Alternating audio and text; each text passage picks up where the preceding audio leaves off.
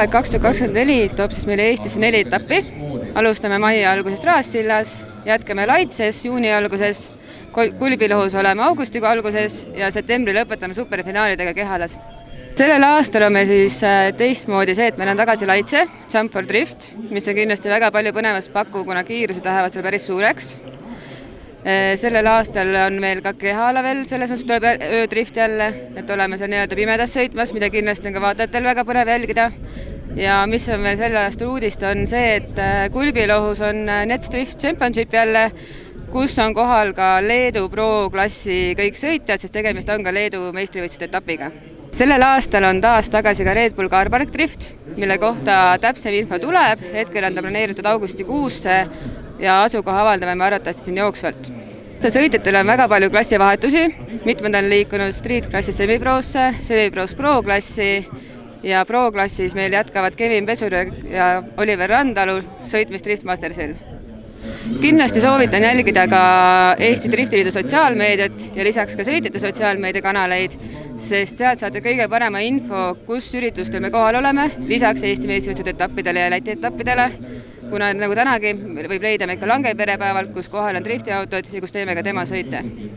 Hooajal 2024 on meil uus auto, samuti on meil ka klassivahetust, siis liikusime street-klassist semiprosse. Kas see oli minu vabatahtlik otsus, seda ma nüüd ei ütleks, aga 2 aastat järjest poodiumid street-klassis kohustab ja ma arvan, et oligi õige aeg arenemiseks ja edasi liikumiseks. Meil on uus auto. Eelmisel aastal sõitis auto teisele kohale Baltikumis ja Eestis, Frederik Strelkovi vana auto. Oleme natukene omajagu siin asju enda käe järgi ümber teinud ja oleme valmis ka sellel aastal uues klassis semipros poodiumid jahtima.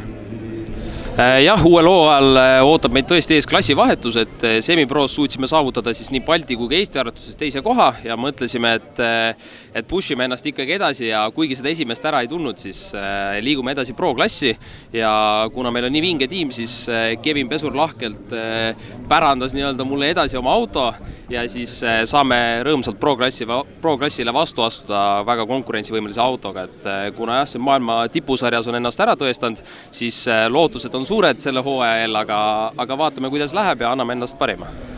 Sellel hooajal plaanime sõita siis kaasa kõik Eesti meistrivõistlused ja kuna esimesed 2 etappi hõlmavad ka Baltiku sarja, siis peale seda otsustame, et kas lähme Leetu 2 korda ka lisaks, et sõita siis Baltikumi meistrivõistlused ka kaasa nii-öelda.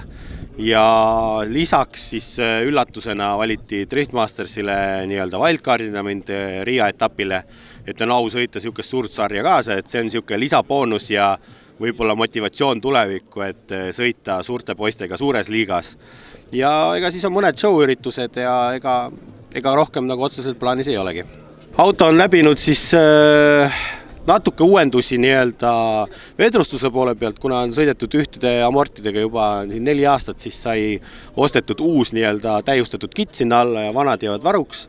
Auto sai siis ka otselülitusega nii-öelda käigukasti, Tšehhi toodangut, TMA gearbox.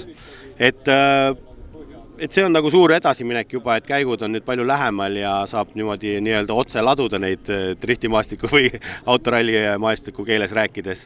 Ja ega uut selles mõttes autode poole pealt väga palju ei ole, et jõudu sai ka natuke dünos juurde keeratud Racetune'is Villeri poolt ja uus liver ja lihtsalt põhihooldused ja eks ta niimoodi on vaikselt läinud.